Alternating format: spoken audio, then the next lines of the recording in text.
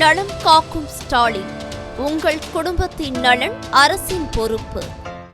மதுக்கரை சுங்கச்சாவடியில் கட்டணம் வசூலிப்பதை ரத்து செய்யக்கோரி வாகன உரிமையாளர்கள் போராட்டத்தில் ஈடுபட்டதால் பரபரப்பு ஏற்பட்டது. கோவை மாவட்டம் நீலாம்பூர் முதல் வாளையாறு வரை 6 சுங்கச்சாவடிகள் இருந்த நிலையில் 5 சுங்கச்சாவடிகளில் கட்டணம் வசூலிப்பது ரத்து செய்யப்பட்டது. மதுக்கரை சுங்கச்சாவடியில் மட்டும் கட்டணம் வசூலிக்கப்பட்ட நிலையில் அப்பகுதியைச் சேர்ந்த வாகன ஓட்டிகள் மதுக்கரை சுங்கச்சாவடியில் கட்டணம் செலுத்தும் நிலை ஏற்பட்டது. இதையடுத்து உள்ளூர் வாகன உரிமையாளர்களிடம் கட்டணம் வசூலிப்பதை ரத்து செய்ய வேண்டும் அல்லது கட்டண சலுகை அளிக்க வேண்டும் என வலியுறுத்தி மதுக்கரை சுங்கச்சாவடியில் போராட்டத்தில் ஈடுபட்டனர். தகவல் அறிந்து அங்கு சென்ற போலீசார் பேச்சுவார்த்தை நடத்தியதை அடுத்து அவர்கள் கலைந்து சென்றனர். திருப்பத்தூர் மாவட்டம் வாணியம்பாடி அருகே மதுபோதையில் இரு தரப்பினருக்கு இடையே ஏற்பட்ட தகராறை விலக்கிவிட சென்றபோது கத்தியால் தாக்கப்பட்ட நபர் படுகாயமடைந்தார். வாணியம்பாடி அடுத்த ஜாப்ராபாத் பகுதியைச் சேர்ந்த கூலி தொழிலாளி இம்ரான் பாஷா தனது மாமா மற்றும் அப்பகுதியைச் சேர்ந்த ஷமி, சனாவுல்லா, அக்பர் ஆகியோருடன் வீட்டின் அருகே மது அருந்தினார். அப்போது அவர்களுக்கு இடையே வாக்குவாதம் ஏற்பட்டதால் மூவரும் சேர்ந்து பாஷாவின் மாமாவை தாக்கினர். இதையடுத்து சண்டையை தடுக்க முயன்ற இம்ரான் பாஷாவை மூவரும் சேர்ந்து கடுமையாக தாக்கி கத்தியால் குத்தியதாக கூறப்படுகிறது. இதில் படுகாயமடைந்த இளைஞர் வாணியம்பாடி அரசு மருத்துவமனையில் அனுமதிக்கப்பட்ட நிலையில் இச்சம்பவம் குறித்து காவல்துறையினர் விசாரணை நடத்தி வருகின்றனர். கடலூர் மாவட்டம் பன்ருட்டி அருகே இடப்பிரச்சினை தகராறில் பெண்ணை மரத்தில் கட்டி வைத்து தாக்கிய வீடியோ வெளியாகி அதிர்ச்சியை ஏற்படுத்தியுள்ளது. நெல்லித்தோப்பு கிராமத்தைச் சேர்ந்த செல்வராணிக்கும் உறவினர்கள் அனுராதா, ஜெயந்தி, ஜெயபிரதா ஆகியோருக்கும் இடையே 21 சென்ட் இடத்தில் வீடு கட்டுவது தொடர்பாக பிரச்சினை ஏற்பட்டதாக கூறப்படுகிறது. இது தொடர்பாக இரு தரப்பினரிடையே மீண்டும் தகராறு ஏற்பட்டபோது பெண்கள் மூவரும் செல்வராணியை மரத்தில் கட்டி வைத்து அவரது உடையை கிழித்து தாக்கினர். இது தொடர்பான வீடியோ சமூக வலைதளங்களில் வைரலான நிலையில் புகாரின் பேரில் தாக்குதலில் ஈடுபட்ட பெண்கள் மீது வழக்கு பதிவு செய்த காவல்துறையினர் அனுராதாவை கைது செய்து நீதிமன்றத்தில் ஆஜர்படுத்தி சிறையில் அடைத்தனர். திருப்பத்தூர் மாவட்டம் வாணியம்பாடி அருகே தனியார் மரகுடோன் தீப்பற்றி எரிந்ததில் 50 லட்சம் ரூபாய் மதிப்பிலான மரப்பொருட்கள் மற்றும் இயந்திரங்கள் தீயில் எரிந்து சேதமடைந்தன. பெருமாள்பேட்டை பகுதியில் சம்பத் மற்றும் குபேந்திரன் ஆகியோர் கட்டில், நாற்காலி, வீட்டு உபயோகப் பொருட்கள் தயாரிக்கும் குடோன் நடத்தி வருகின்றனர். இந்நிலையில் தொழில் போட்டி காரணமாக மர்ம நபர்கள் சிலர் இவர்களது மர குடோனுக்கு தீ வைத்ததாக கூறப்படுகிறது. தகவல் அறிந்து வந்த தீயணைப்புத் துறையினர் மற்றும் போலீசார் நீண்ட நேரத்திற்கு பிறகு தீயை அணைத்தனர். இந்த விபத்தில் சுமார் 50 லட்சம் ரூபாய் மதிப்பிலான மரப்பொருட்கள் மற்றும் இயந்திரங்கள் தீயில் கருகி சேதமடைந்தன. தொடர்ந்து வாணியம்பாடி நகர போலீசார் விபத்து குறித்து வழக்கு பதிவு செய்து விசாரித்து வருகின்றனர். மாத பௌர்ணமி கிரிவலம் முடிந்ததை அடுத்து பக்தர்கள் 1000க்கும் மேற்பட்டோர் திருவண்ணாமலை ரயில் நிலையத்தில் குவிந்தனர். ஆவணி மாத பௌர்ணமியையொட்டி தமிழகத்தின் பல்வேறு மாவட்டங்களில் இருந்தும் வெளி மாநிலங்களில் இருந்தும் 10 லட்சத்துக்கும் மேற்பட்ட பக்தர்கள் திருவண்ணாமலை அண்ணாமலையார் கோயிலில் குவிந்தனர். தொடர்ந்து விடிய விடிய கிரிவலம் மேற்கொண்ட பக்தர்கள் அண்ணாமலையாரை தரிசித்தனர். இதையடுத்து தங்களது ஊர்களுக்கு செல்ல திருவண்ணாமலை ரயில் நிலையத்தில் குவிந்த பக்தர்கள் விழுப்புரம், காட்பாடி வழியாக திருப்பதிக்கு செல்லும் ரயிலில் ஒருவரை தள்ளிக்கொண்டு முண்டியடித்து ஏறியதால் பரபரப்பு ஏற்பட்டது. ஆவணி பௌர்ணமியை ஒட்டி கோவை மாவட்டம் மேட்டுப்பாளையம் அருகே கருப்பராயன் கோயிலில் 2500 பெண்கள் திருவிளக்கு ஏற்றி சிறப்பு வழிபாடு மேற்கொண்டனர்.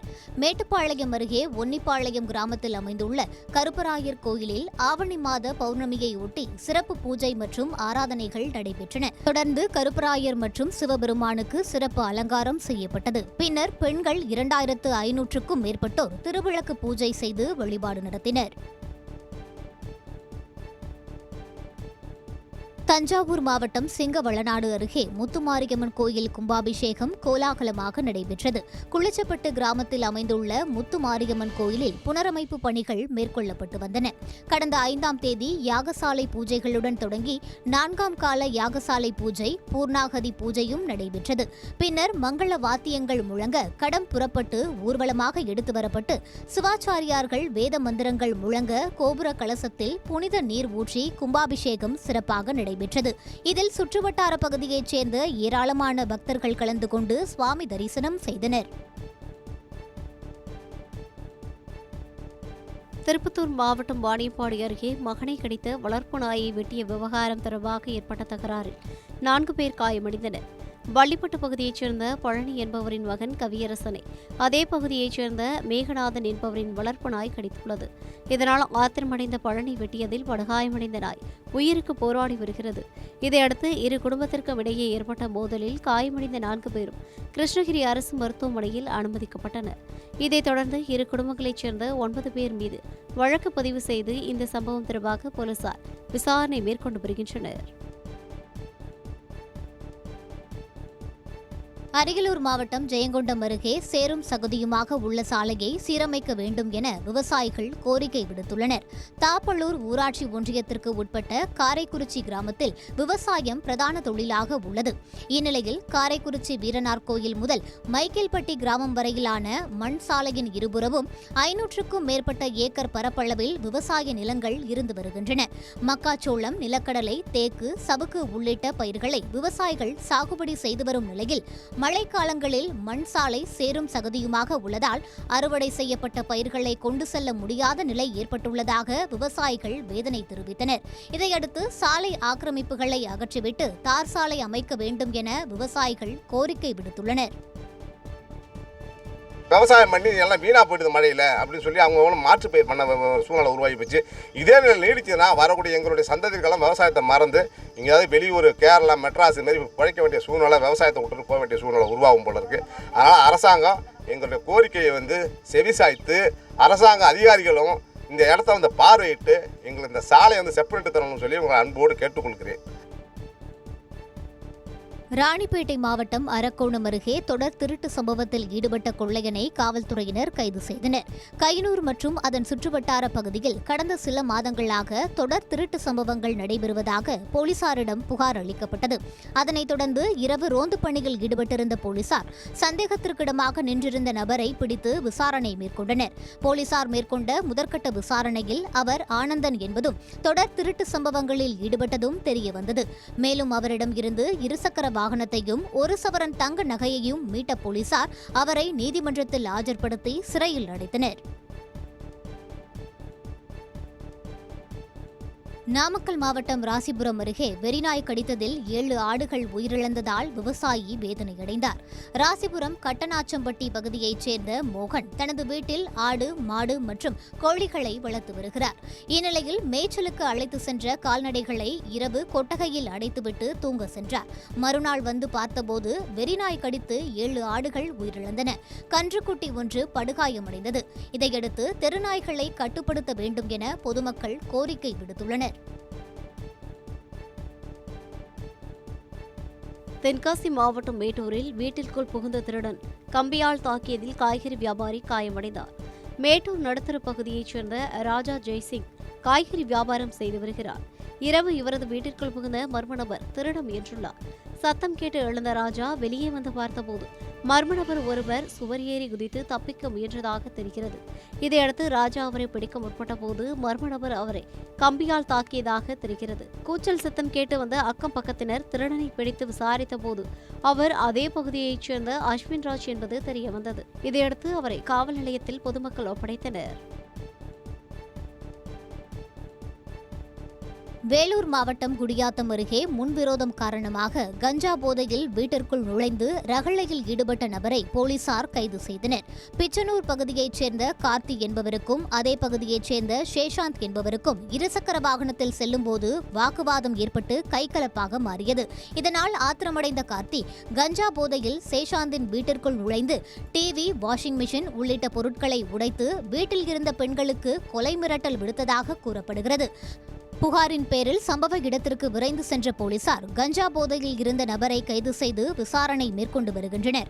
சம்பவம் தொடர்பான சிசிடிவி காட்சிகள் வெளியாகி பரபரப்பை ஏற்படுத்தியுள்ளது. திருவண்ணாமலை மாவட்டம் வந்தவாசி அரசு மருத்துவமனையில் உள்ள பழைய கட்டிடத்தில் மின்வயர் தீப்பற்றி எரிந்ததால் அதிர்ச்சியடைந்த நோயாளிகள் அலறியடித்து ஓட்டம் பிடித்தனர். வந்தவாசி அரசு மருத்துவமனையின் பழைய கட்டிடத்தில் ஆண்கள் மற்றும் பெண்கள் பிரிவு படுக்கை அறை அமைந்துள்ளது. இந்த நிலையில் கட்டிடத்தின் மின்சார வயர்கள் திடீரென தீப்பற்றி எரிந்ததால் அச்சமடைந்த நோயாளிகள் படுக்கையிலிருந்து அலறியடித்து ஓட்டம் பிடித்து வெளியேறினர். தகவல் அறிந்து வந்த தீயணைப்பு வீரர்கள் மற்றும் மின்சாரத்துறை அதிகாரிகள் மின் இணைப்பை துண்டித்தனர். இதையடுத்து மருத்துவமனையில் உள்ள மின்சாதன பொருட்கள் மற்றும் வயர்களை முறையாக பராமரிக்க வேண்டும் என நோயாளிகள் வலியுறுத்தினர். சேலம் மாவட்டம் எடப்பாடி பேருந்து நிலையம் அருகே அனுமதியின்றி வைக்கப்பட்ட பேனர்களை அகற்றிய நகராட்சி அலுவலர்களை பணி செய்ய விடாமல் தடுத்ததாக அதிமுகவினர் மீது வழக்கு பதிவு செய்யப்பட்டுள்ளது. எடப்பாடி நகராட்சிக்கு உட்பட்ட பேருந்து நிலையம் அனுமதியின்றி அதிமுகவினர் பேனர் வைத்ததாக தெரிகிறது. இதையடுத்து பொதுமக்களுக்கு இடையூறு ஏற்படுத்தும் வகையில் பேனர்கள் வைக்கப்பட்டுள்ளதாக கூறி நகராட்சி நிர்வாகத்தினர் அவற்றை அகற்றினர். இதற்கு எதிர்ப்பு தெரிவித்த அதிமுகவினர் நகராட்சி பணியாளர்களை தடுத்து நிறுத்தி அகற்றப்பட்ட பேனர்களை மீண்டும் அதே இடத்தில் நிறுவினர். இதுகுறித்து எடப்பாடி நகராட்சி பொறுப்பு ஆணையாளர் நித்யா அளித்த புகாரின் அடிப்படையில் அதிமுக நகர செயலாளர் முருகன் உள்பட 10 பேர் மீது போலீசார் வழக்கு பதிவு செய்தனர். ஆவணி மாத பௌர்ணமியை ஒட்டி லட்சக்கணக்கான பக்தர்கள் திருவண்ணாமலை அண்ணாமலையார் கோவிலில் குவிந்தனர். ஆவணி மாத பௌர்ணமியை ஒட்டி அண்ணாமலையார் கோவிலில் பக்தர்கள் ஏராளமானோர் கிரிவலம் மேற்கொண்டனர். அதனைத் தொடர்ந்து அதிகாலை கோவில் நடை திறக்கப்பட்டு அண்ணாமலையார் மற்றும் உண்ணாமலை அம்மனுக்கு சிறப்பு அபிஷேக ஆராதனைகள் நடைபெற்றன. விடுமுறையை ஒட்டி வெளி மாவட்டங்கள் மற்றும் மாநிலங்களிலிருந்து வந்திருந்த திரளான பக்தர்கள் 3 கிலோமீட்டர் தொலைவிற்கு நீண்ட வரிசையில் 8 மணி நேரத்திற்கு மேலாக காத்திருந்து சாமி தரிசனம் செய்தனர்.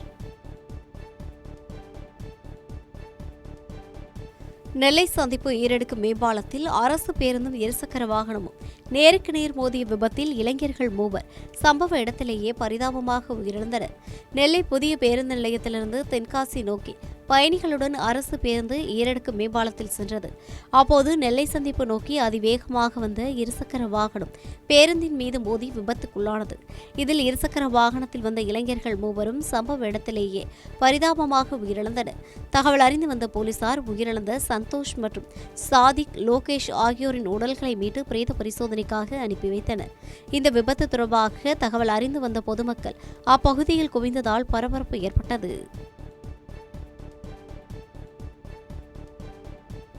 திருவண்ணாமலை அண்ணாமலையார் கோயிலை சுற்றியுள்ள வீதிகளில் ஆட்டோக்கள் முறைப்படுத்தப்படாமல் சாலையை அடைத்து நிறுத்தப்பட்டதால் பக்தர்கள் கடும் சிரமத்திற்கு உள்ளாகினர். திருவண்ணாமலையில் பௌர்ணமி கிரிவலம் மேற்கொள்ள மாநிலத்தின் பல்வேறு பகுதிகளிலும் இருந்தும் லட்சக்கணக்கான பக்தர்கள் குவிந்தனர். இந்த நிலையில் பக்தர்களை பேருந்து நிலையங்களுக்கு அழைத்துச் செல்ல கோயில் முன்பு அணிவகுத்த ஆட்டோக்கள் சன்னதி தெரு, கோபால் பிள்ளையார் கோயில் தெரு சந்திப்பில் உள்ள 3 சாலைகளிலும் எதிரெதிரே நிறுத்தப்பட்டதால் பக்தர்கள் சிரமம் அடைந்தனர். ஒவ்வொரு கிரிவலத்தின் போதும் இது ஒரு தொடர்கதையாகி வருவதால் மாவட்ட நிர்வாகம் உரிய நடவடிக்கை எடுக்க வேண்டும் என்று பக்தர்கள் கோரிக்கை விடுத்துள்ளனர்.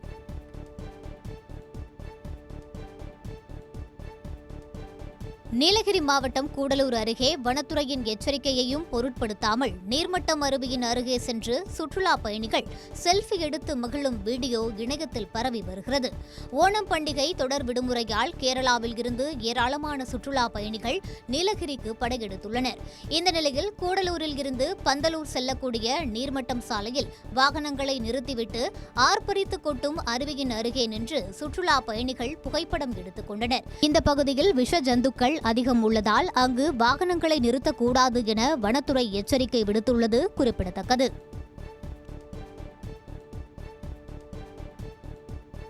தஞ்சை மாவட்டம் கும்பகோணத்தில் 4 வயது சிறுமியை தெருநாய்கள் துரத்தி கடிக்கும் சிசிடிவி காட்சி வெளியாகி அதிர்ச்சியை ஏற்படுத்தியுள்ளது. கும்பகோணம் ஸ்ரீநகர் காலனி குடியிருப்பு பகுதியில் நேற்று முன்தினம் மாலை வீட்டிலிருந்து புத்தக பையுடன் டியூஷனுக்கு நடந்து சென்ற 4 வயது சிறுமியை தெருநாய்கள் விரட்டி கடித்துள்ளன.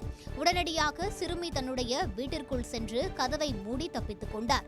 அதேபோல் அப்பகுதியில் நடந்து சென்ற சிறுவர்களை 5க்கும் மேற்பட்ட நாய்கள் விரட்டியதால் அச்சமடைந்த சிறுவர்கள் தங்கள் பெற்றோர் உதவியுடன் நடந்து செல்லும் சிசிடிவி காட்சிகளும் வெளியாகியிருக்கிறது. கும்பகோணத்தில் தெருநாய் தொல்லை நாளுக்கு நாள் அதிகரித்து வருவது குறித்து பலமுறை புகார் அளித்தும் மாநகராட்சி அதிகாரிகள் எந்தவித நடவடிக்கையும் எடுக்கவில்லை என்று பொதுமக்கள் புகார் தெரிவித்துள்ளனர்.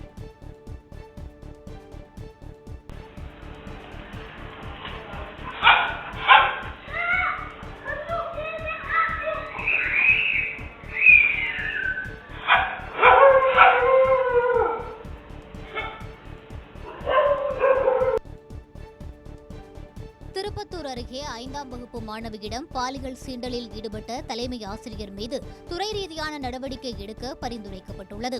ஆம்பூர் அருகே செயல்பட்டு வரும் ஊராட்சி ஒன்றிய துவக்கப்பள்ளியில் தலைமை ஆசிரியராக பணிபுரியும் அம்பேத்கர் என்பவர் மது போதையில் பள்ளிக்கு வருவதாக கூறப்படுகிறது. இந்த நிலையில் சில தினங்களுக்கு முன்பு பள்ளிக்கு மது போதையில் வந்த அம்பேத்கர் 5ஆம் வகுப்பு மாணவியை தமது மடியில் அமர வைத்து பாலியல் சீண்டலில் ஈடுபட்டுள்ளார். இதனை வீடியோவாக பதிவு செய்த கிராம மக்கள் மாவட்ட கல்வி அதிகாரிகளுக்கு புகார் அளித்தனர். அதன் பேரில் நடைபெற்ற விசாரணையில் தலைமை ஆசிரியர் மீது துறை ரீதியிலான நடவடிக்கை எடுக்க பரிந்துரைக்கப்பட்டுள்ளது. இவர் ஏற்கனவே பல்வேறு பள்ளிகளில் பணியாற்றிய போது பாலியல் புகார் காரணமாக பணியிட மாறுதல் செய்யப்பட்டுள்ளதும் குறிப்பிடத்தக்கது.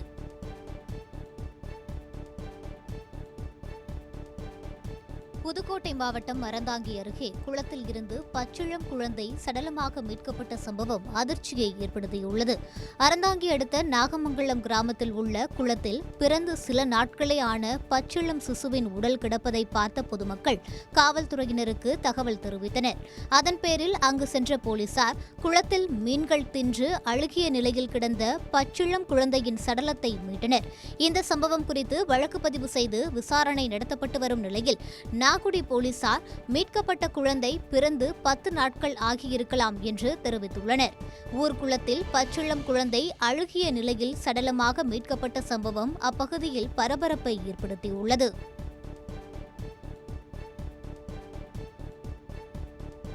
சிவகங்கை மாவட்டம் மானாமதுரை அருகே இளைஞர் படுகொலை சம்பவத்தை கண்டித்து விடுதலை சிறுத்தைகள் கட்சியினர் சாலை மறியலில் ஈடுபட்டனர். சங்கமங்கலம் கிராமத்தை சேர்ந்த காளீஸ்வரன் என்ற இளைஞர் நேற்றைய தினம் வீட்டு விழாவிற்கு மைக் செட் அமைக்க சென்றபோது இருசக்கர வாகனத்தில் வந்த கும்பல் அவரை வழிமறித்து வெட்டி கொன்றது. இதனை கண்டித்தும் கொலையாளிகளை கைது செய்ய வலியுறுத்தியும் மானாமதுரை அருகே மதுரை ராமேஸ்வரம் 4 வழிச்சாலையில் விடுதலை சிறுத்தைகள் கட்சியினர் சாலை மறியலில் ஈடுபட்டனர். சம்பவ இடத்திற்கு சென்று போலீசார் பேச்சுவார்த்தை நடத்தியதை அடுத்து போராட்டம் கைவிடப்பட்டது. விருதுநகர் மாவட்டம் ஸ்ரீவில்லிபுத்தூரில் ஆட்டோ ஓட்டுநர் கொலைக்கு காரணமான அரசு வழக்கறிஞரை கைது செய்ய கோரி உறவினர்கள் சாலை மறியலில் ஈடுபட்டனர். ஸ்ரீவில்லிபுத்தூரில் ஆட்டோ ஓட்டுநர்கள் செந்தில்குமார், பொன்ராஜ் இடையே சவாரி எடுப்பதில் அடிக்கடி தகராறு நிலவி வந்ததாக கூறப்படுகிறது. இந்த நிலையில் சாலையில் நடந்து சென்ற செந்தில்குமார் மீது ஆட்டோ மூலம் பொன்ராஜ் வேகமாக மோதியுள்ளார். இதில் தூக்கி வீசப்பட்டு தலையில் அடிபட்டு செந்தில்குமார் உயிரிழந்தார். சம்பவம் தொடர்பாக பொன்ராஜை போலீசார் கைது செய்த நிலையில் செந்தில்குமாரை ஏற்கனவே வேலை பார்த்து வந்த அரசு வழக்கறிஞர் திருமலையப்பன் தூண்டுதலின் பேரிலேயே இந்த கொலை நடந்ததாக குற்றம் சாட்டி செந்தில்குமாரின் உறவினர்கள் சாலை மறியலில் ஈடுபட்டனர். திருமலையப்பனை கைது செய்யும் வரை உடலை வாங்க மாட்டோம் என சாலை மறியலில் ஈடுபட்ட அவர்கள் போலீசார் நடத்திய பேச்சுவார்த்தையை ஏற்று கலைந்து சென்றனர். தொடர் விடுமுறையால் சுற்றுலா பயணிகள் வருகை அதிகரிப்பால் கொடைக்கானலில் கடும் போக்குவரத்து நெரிசல் ஏற்பட்டது. ஓணம் பண்டிகை உள்ளிட்ட தொடர் விடுமுறையால் கொடைக்கானலுக்கு சுற்றுலா பயணிகளின் வருகை அதிகரித்து காணப்பட்டது. இதன் காரணமாக எண்பகனூர், மூஞ்சிக்கல், ஏரி சாலை, கலையரங்கம் பகுதி, அப்சர்வேட்டரி சாலை உள்ளிட்ட இடங்களில் நீண்ட வரிசையில் வாகனங்கள் அணிவகுத்து நின்றன. நீண்ட நேரம் போக்குவரத்து நெரிசலில் சிக்கியதால் ஏராளமானோர் திட்டமிட்ட சுற்றுலா தலங்களுக்கு செல்ல முடியாமல் ஏமாற்றத்துடன் திரும்பிச் சென்றனர். வனத்துறை கட்டுப்பாட்டில் உள்ள நுழைவு வாயில் பகுதி குறிப்பிட்ட நேரத்தில் அடைத்து விடுவதால் சுற்றுலா பயணிகள் மேலும் தவிப்புக்குள்ளாகினர். எனவே விடுமுறை தினங்களில் மட்டும் சுற்றுலா பயணிகளுக்கான அனுமதி நேரத்தை அதிகரிக்க வேண்டும் என்ற கோரிக்கை எழுந்துள்ளது.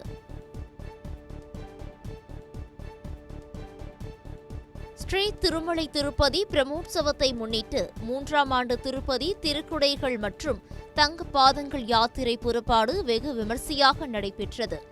வேலூர் மாவட்டம் குடியாத்தம் சந்தப்பேட்டையில் உள்ள ஸ்ரீ சீதாராம ஆஞ்சநேயர் சுவாமி கோவிலில் திருப்பதி திருக்குடைகள் மற்றும் வெங்கடேச பெருமாள் பாதம் கொண்டுவரப்பட்டு சிறப்பு பூஜைகள் செய்து பக்தர்கள் காட்சிக்கு வைக்கப்பட்டது. திருக்குடைகள் மற்றும் பாதங்கள் சந்தப்பேட்டை பகுதியில் இருந்து சிலம்பாட்டம், பஜனை பாடல்கள் மற்றும் நாட்டுப்புற கலை நிகழ்ச்சிகளுடன் ஊர்வலமாக கொண்டு செல்லப்பட்டு பிச்சனூர்பேட்டை தென் திருப்பதி ஸ்ரீ பெருமாள் ஆலயத்தில் சிறப்பு பூஜைகள் செய்து நிறைவடைந்தது.